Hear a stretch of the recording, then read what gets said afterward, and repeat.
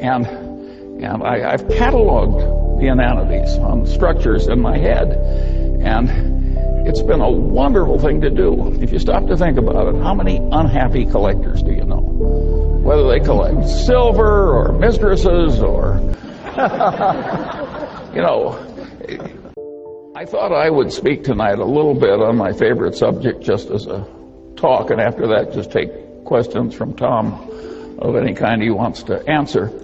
What I'd like to talk about briefly is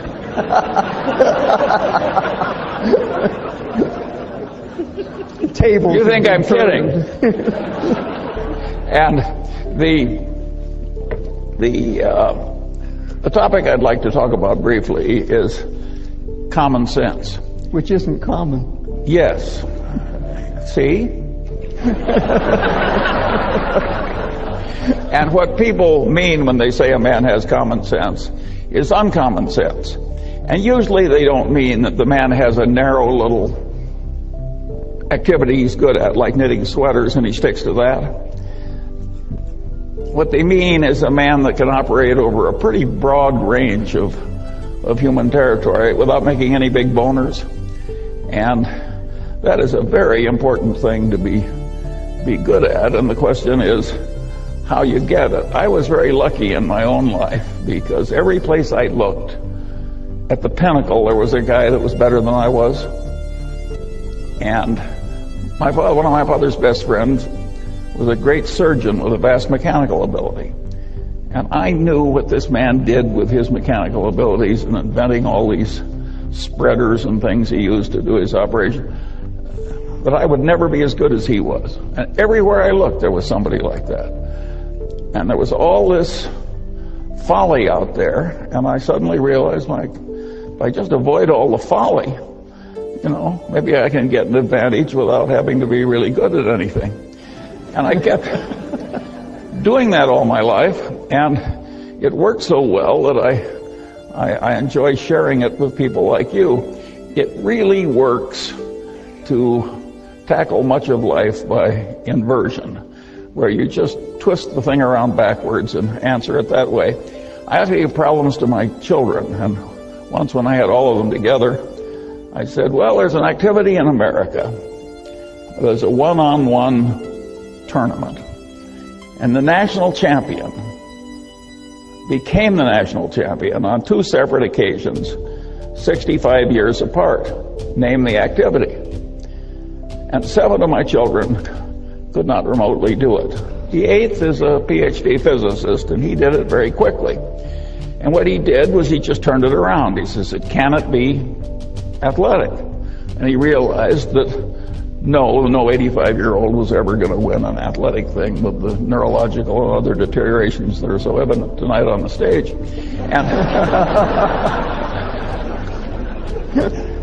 And so I said, well, could it be chess? He's a chess player. And he realized that no 85-year-old was ever going to be the U.S. chess champion. He knows what a chess tournament is like. But that led him to checkers, a game that you could almost master with enough experience. And of course, that was the correct answer. It took him about 15 seconds. All kinds of problems like that look so difficult. When you turn them around, they are quickly solved. And so this process that I've gone through life doing of identifying folly and trying to avoid it has worked wonderfully for me. Another trick that I got very early was that I loved big ideas that had a lot of instructive power. And I liked them so well that I didn't mind when they were in somebody else's territory. I just went in and took the ideas. So I paid no attention to the territorial boundaries of academic disciplines. And I just grabbed all the big ideas that I could. And then I used them in daily activity to solve problems and amuse myself and do self-education and so forth. Well, that makes me a collector. I'm a collector of inanity. And I've cataloged the inanities on structures in my head. And it's been a wonderful thing to do. If you stop to think about it, how many unhappy collectors do you know? whether they collect silver or mistresses or, by and large, collectors are happy. And collecting inanities is just wonderful. If you collect stamps the way I once did, I soon had a U.S. stamp collection I couldn't afford to add a stamp to. Well, what fun is collecting when you can't afford the next stamp? When you're collecting inanities, there's never a shortage. And there's all this low-hanging fruit. We had one this morning from the governor of New York. That was pretty expensive fruit. Well, but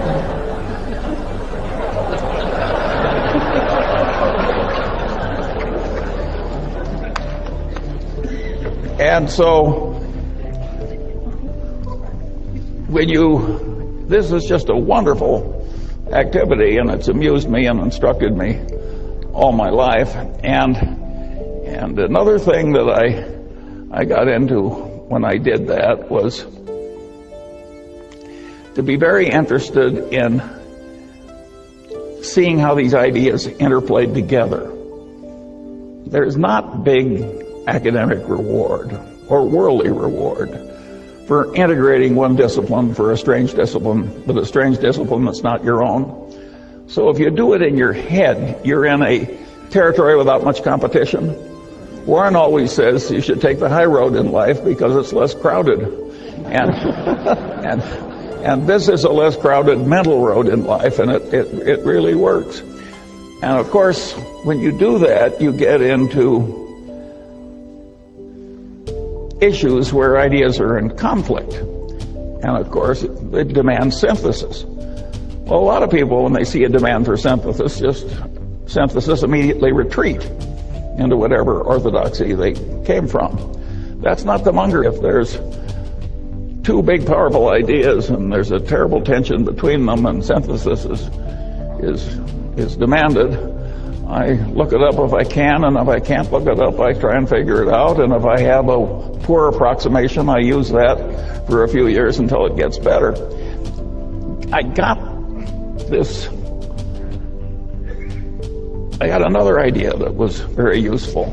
I always liked Occam's razor. Now, that is a wonderful way to think.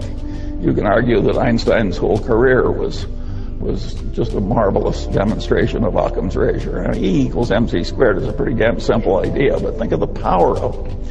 And then Einstein developed, some people say, a counter-corollary to Occam's razor. This may be apocryphal because I've never seen it in any original source I trusted, but I've seen Einstein quoted with this observation over and over again. Everything should be made as simple as possible, but no more simple. Well, if Einstein didn't say it, he should have said it, because this is a very sound idea. I later developed a supplement to that corollary.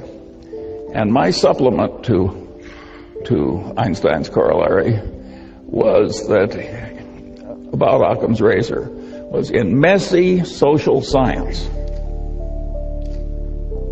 if the result you're observing is a Lollapalooza, look for a confluence of multiple causes, multiple forces operating in the same direction. I got to that idea when I was trying to explain to myself how the Moonies were able to get some student to come out for a weekend in the country. And at the end of the weekend, the guy was a brainwashed zombie who was the slave of some megalomaniac nutcase for the rest of his paltry life. And this is obviously a Lollapalooza result, and so I looked in academia for an easy, correct answer to this, and of course I didn't find it. I finally stumbled across a popular book done by some psychiatrist founded by the Rockefellers, who had studied the last work of Pavlov. And Pavlov had these dogs in these cages, and when the Leningrad flood came in 1920, it went right up to the dogs' noses, and they damn near drowned and died, but didn't, and the stress was perfectly horrible. And they'd all been conditioned to have these dog personalities, and when the waters receded, the personalities had reversed. Well, Pavlov, being a great science, spent the rest of his life giving nervous breakdowns to dogs and trying to reverse those breakdowns. And this is not pretty reading, but it was very instructive. And I realized that the Mooney methods and the involvement of stress was clearly part of it. I also realized that the psychiatrist did not have an adequate explanation. Well, finally, I stumbled into psychology, in which I'd never taken a course, and so I just bought the 3 main textbooks in Psych 101 in the country, and I riffled through them quickly. And, you know, I could pick up the 20 main ideas in social psychology very easily, and when I used them as a routine system, I could see that the Moonies were using about 6 of these things in combination with the Pavlovian stress, and just as the dog's brains snapped in the Leningrad flood, the Moonies have a term in their conversion method causing the target to snap. Same damn idea. Anyway, I found that very interesting. And because I'd reached a conclusion, a very unpopular, unpolitically correct conclusion that I've just given you, because it gets into religion's conversion is a tough subject. But at any rate, it satisfied me, and so I expanded it into this corollary of looking for a confluence of causes when you see a Lollapalooza result in social science. And that has been enormously helpful to me, because I find that a lot of social scientists have a weird mania where they twist everything into whatever little concept they started with. Again, it's that old saying, to a man with a hammer, every problem looks pretty much like a nail. And I have worked hard to avoid that problem. And of course, if you grab the big ideas in all the disciplines, by definition, you're a man with multiple tools. So you're less likely to commit the inanities of the people who twist every problem into being a nail. Well, at any rate, there were a series of tricks like that I used as I went through life, and it was amazing how many times I'd find something that I could easily solve with my little bag of mental tricks that had missed other people who were eminent in their field. I could go right into their territory sometimes and see more clearly than the professional denizen how his conclusions fit into the bigger picture. Again, this is a very dangerous attitude to have in ordinary social discourse. But it's a very good way to invest money.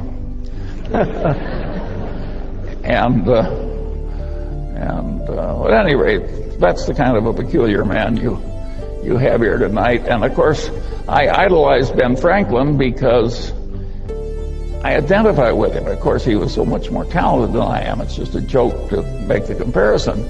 But at least he was a totally self-educated man that wandered over a vast amount of territory and was pretty competent over the full range. And a lot of Franklin's knowledge was psychological too. He was a great observer of human nature. And so there are implications, of course, in this attitude of mine in academia. And the implication is very simple. Social science in America is very poorly taught. And the people who are the denizens and the people that they teach are way more incompetent than they need to be. The solution is to get all these social scientists, or the ones that have the capacity to do it at least, so that they are comfortable across the boundaries of disciplines and see where the ideas conflict. Let me give you a simple example. If you went around Caltech and asked people, where do the laws of chemistry not apply? Practically everybody would say, well, they don't work in a hot plasma. No big deal. But if you ask a bunch of people that have taken the main course in economics and have gone on to business school in America, and you say, well, you're selling something in which is measured in units, and you want to sell more units. Do you raise the price or lower the price? Well, they've seen supply and demand curves. You lower the price. Then you say, tell me the occasions on which, if you want to sell more units, you raise the price. Now, this is an intelligent group. You've been through social science. I'm giving you some time. Will anybody who has the right answer raise his hand? Yeah, luxury goods, that's what do. About 1 in 50 comes up with the idea of luxury goods. Right. That the price is sort of a signal that it's high quality, and if it's not a signal of high quality, it's a way of bragging to your friends that you have both discrimination and money. But one other interesting example is the one that happened to my Caltech educated friend Bill Ballhaus, who was CEO of Beckman Instruments, company founded by another eminent Caltech professor.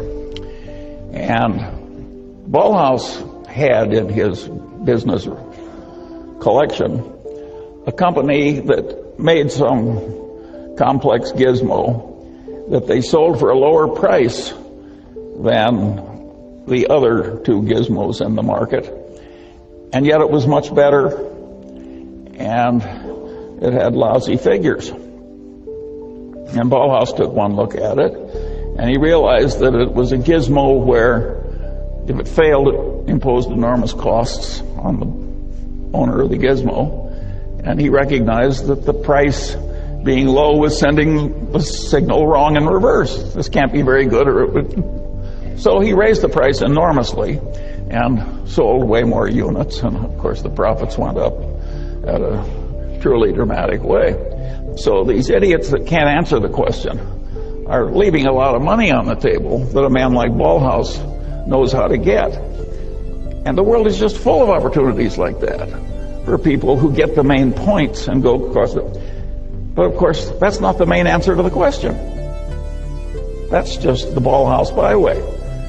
The main answer to the question is very simple. Suppose you raise the price and use the money to bribe the other guy's purchasing agent. Well, you can laugh because it's so obvious once somebody points it out.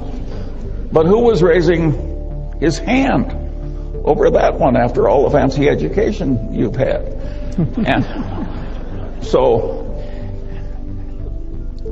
And the kissing cousin of that direct bribery of the other guy's purchasing agent, that's the way title insurance is sold in America, that's the way load mutual funds are sold in America, that's the way a certain amount of defense contracting has been done or attempted to be done. It's a huge, important part of capitalistic life, that business of raising the price and using the money to enhance sales. And of course, there are legitimate ways to do it too, like legitimate information through advertising or otherwise. But there's a lot of illegitimate use of increased price to increase sales, and that's a big part of the capitalist condition. And if you don't have a brain that automatically has these things pop into it, you haven't really assimilated social science correctly. What good does it do to be able to pass a test parroting back to the professor what he told you? Well, that'll get you an academic label, but it won't get you the many millions of dollars Ballhaus made by raising the price, and it won't get you really fabulous investment results in life if it takes some imagination. If you don't see how all these things work and how they interplay. And of course, the way to get that competency, like any other competency, is to adopt the necessary elements and practice using it over a considerable period of time and a considerable area of complexity. And now, get to a really interesting question. Can we fix the social sciences so they aren't such total horses' asses? And the answer is yes. Is it likely to happen? The answer is no. It will happen eventually because, well, here I'm going to lose my humility, pride. I had a guy in the Harvard Law Review ahead of me. He said to me once in the course of an argument, he said, "Charlie, think about it for a while and you'll agree with me, because you're smart and I'm right." Great argument. Yeah. Well, the liberal arts are going to come to the Munger system in due course because they're smart and I'm right. It can be done better, but it can't be done better with a crazy reward system that allows people to be as silly as they are in many departments. I always liked the story of P.J. O'Rourke, who said, he says, the last communist dictator of Albania was a pure communist. And he finally threw out the Russian embassy because they'd lost the pure faith. And then he kicked out the Chinese communists because they'd lost the pure faith. And he said, finally, he was only comfortable with two places in the world. One was the communist dictator of North Korea, and the other was the English department at Yale.